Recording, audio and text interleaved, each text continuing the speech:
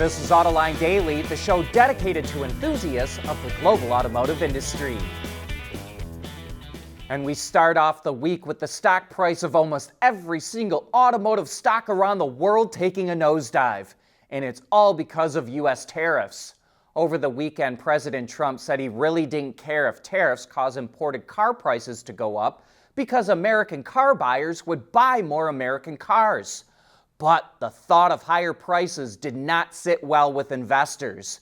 The stock prices of almost every traditional car company, every EV startup, every supplier, and every retailer were down. And this was true in the US, in Europe, in Japan, and even in China. But the threat of tariffs is pushing more Americans to buy new cars now, before the prices go up. Automakers will report their first quarter sales this week, and auto analysts say the early signs show that sales are running strong. But they're also revising their outlooks, pushing them down more for the rest of the year. Cox Automotive was forecasting that U.S. sales would hit 16.3 million vehicles this year. Now, because of the tariffs, it's shaving 500,000 off that forecast. Meanwhile, things don't look that rosy for the Chinese car market either. We now have the total sales numbers for both January and February. They just topped 3 million units and were down 4.4% compared to last year. It's important to combine the sales for both those months because the Chinese New Year holiday can fall in either depending on the lunar calendar. And car sales plummet when the country is on its New Year's break. Combining car sales for both those months eliminates any confusion. And the numbers show that the market is weakening.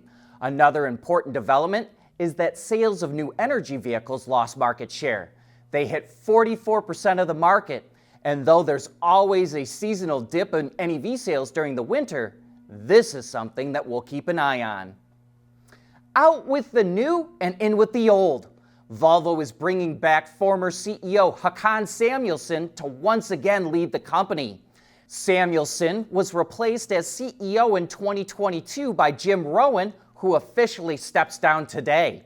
Rowan, who is also leaving the board, was seen more as a tech guy, previously holding positions at Dyson Vacuums and BlackBerry.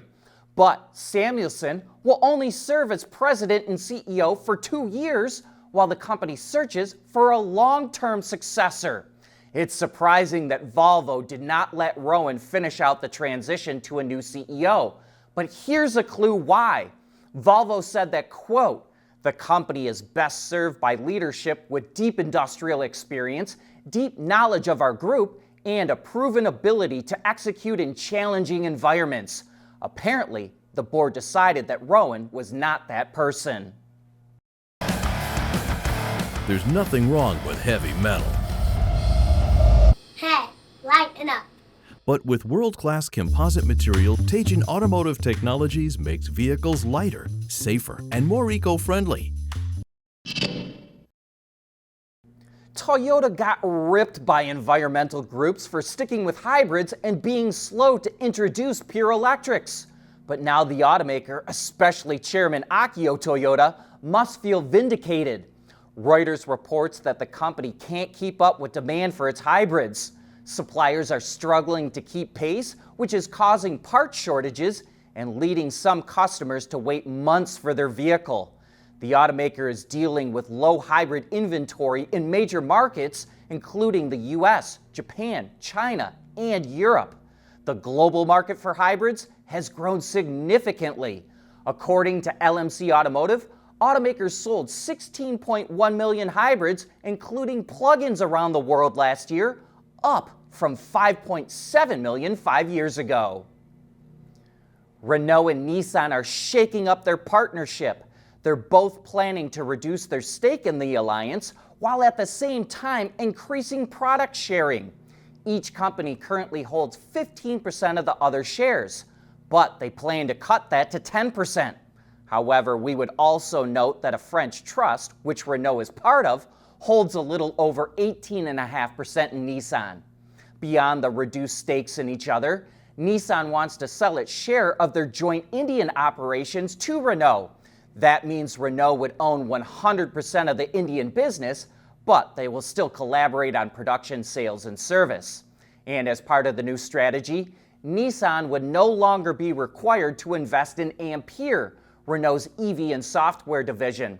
But the two companies will continue to collaborate on new projects. As Nissan revealed last week, it's bringing the Micra back to Europe as a rebadged version of the Renault 5. And now it says it will get its own version of the Renault Twingo for Europe sometime in 2026. Renault will develop and build the model while Nissan takes care of the design. The companies say they both benefit from a more agile alliance, expanded scale, and reduced costs. Aston Martin needs cash, so it's selling shares and a stake in its F1 team and expects to raise around $162 million. Chairman Lawrence Stroll's investment firm, U-Tree, is paying about $68 million to raise its stake in Aston to 33%. Stroll's consortium has now invested $775 million into the automaker since it acquired it in 2020. Aston also plans to sell its stake in Formula One and hopes to raise around $95 million. Aston has struggled the last several years due to supply chain issues, delivery delays, and slumping sales in China. And the company also recently lowered its guidance for this year because of President Trump's tariffs. BYD's 1,000 kilowatt EV fast charger, which can add 400 kilometers or about 250 miles of range in just 5 minutes, is already being trumped by Zeekr and Huawei. Zeekr revealed a 1,200 kilowatt charger, while Huawei showed off one that can charge at 1,500 kilowatts.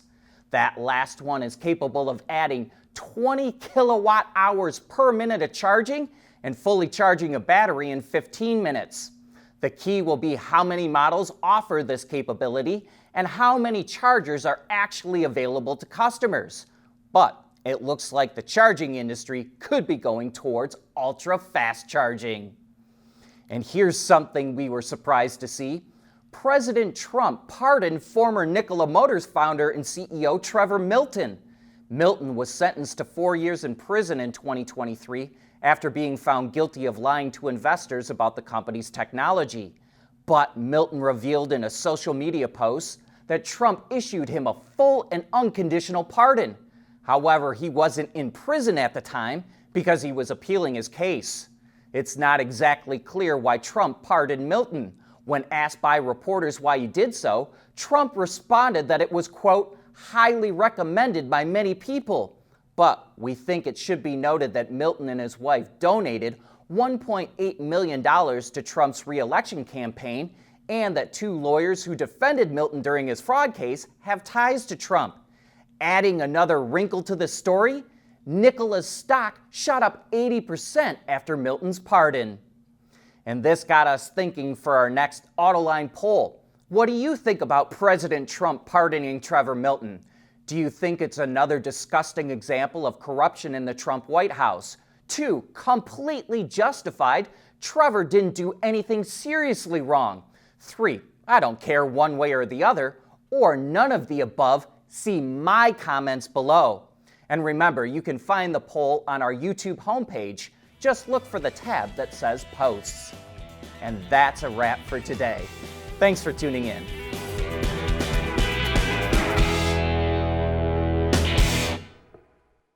Autoline Daily is brought to you by Intrepid Control Systems. Over-the-air engineering boost your game. And by Teijin Automotive Technologies, the formula for better mobility.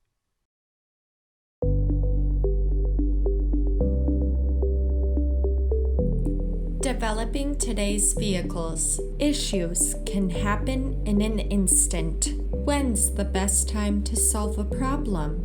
The minute you know you have one. Meet Wireless Neovi Cloud, your secure, off-the-shelf solution empowering real-time collaboration for quick resolution. With Wireless Neovi Cloud, your team can prevent issues before they can escalate.